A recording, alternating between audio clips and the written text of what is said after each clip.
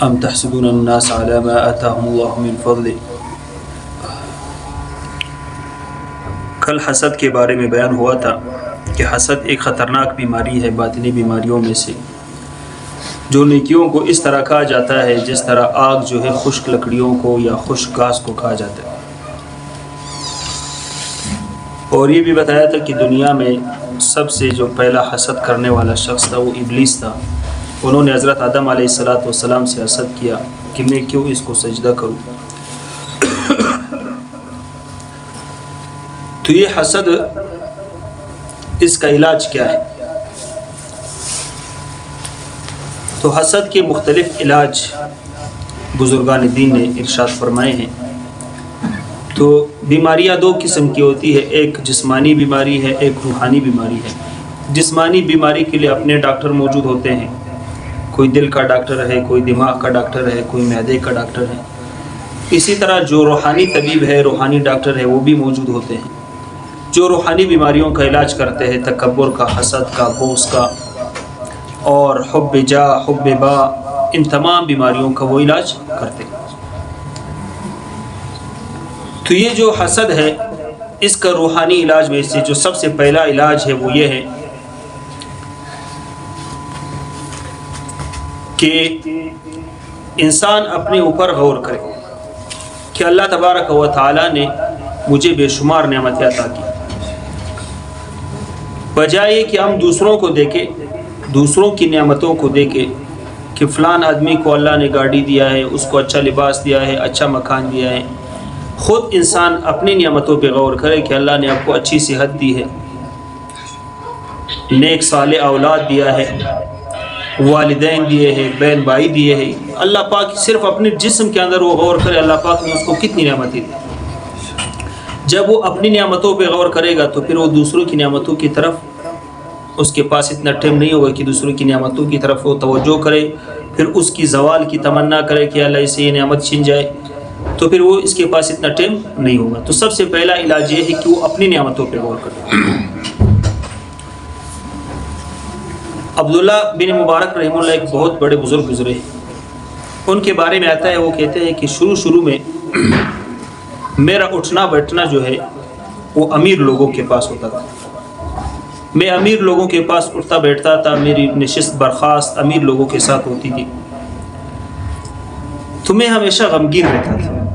اس کی وجہ انہوں نے بیان کی کہ اس کی وجہ یہ تھی کہ میں اپنے گھر میں سب سے جو اعلیٰ لباس تھا وہ پہنتا تھا، اور اس نیت سے میں جاتا تھا کہ کسی کا بھی لباس میرا جیسا نہ ہو، اتنا اعلیٰ۔ لیکن جب میں جاتا تھا تو وہاں پہ دیکھتا تھا میرے مجلس میں کچھ ایسے احباب بھی ہوتے تھے جو انہوں نے مجھ سے اچھے کپڑے پہنے، اور میں اچھا سواری لے کے جاتا تھا، اس زمانے کے جو گھوڑے ہوتے تھے، لیکن جب میں وہاں پہ پہنچ جاتا تھا تو کسی اور کا جو ہے مجھ سے زیادہ اچھا سواری، تو پھر میں غمگین ہو جاتا۔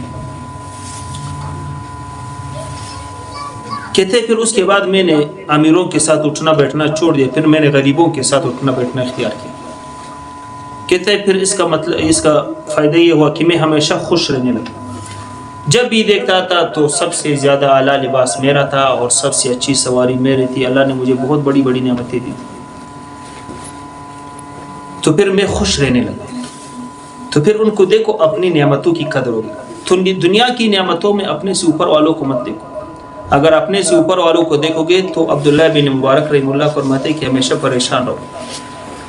اپنے سے نیچے والوں کو دیکھو، آپ کے پاس اگر سواری نہیں ہے تو آپ کو اللہ نے پیر دی ہوئے، آپ کے پیر تو سلامت ہیں۔ تو دنیا میں دیکھو بہت سارے لوگ ہیں روڈوں پہ پڑے ہوئے بھیک مانگ رہے ہیں جس کے دونوں پیر کٹے ہوئے، تو پھر خود آپ کو جو ہے اپنی حالت میں شکر ہوگا۔ آپ کے پاس اگر پیسے نہیں ہے تو کیا ہوا، اللہ نے تو آپ کو اچھی صحت دی ہے۔ بہت سارے پیسے والے ہیں جن کے پاس دنیا جہان کے پیسے ہیں لیکن صحت مند نہیں ہے، ایک نوارہ نہیں کھا سکتے، ہر چیز سے پرہیز ہے۔ تو صحت ہے لیکن وہ پیسوں سے اپنی صحت نہیں خریدی۔ تو حسد کا سب سے پہلا علاج یہ ہے کہ آپ اپنی نعمتوں پہ غور کریں۔ جب آپ اپنی نعمتوں پہ غور کریں گے، اپنے سے نیچے والوں کو دیکھیں گے، تو پھر آپ کو کسی سے بھی حسد نہیں ہوگا۔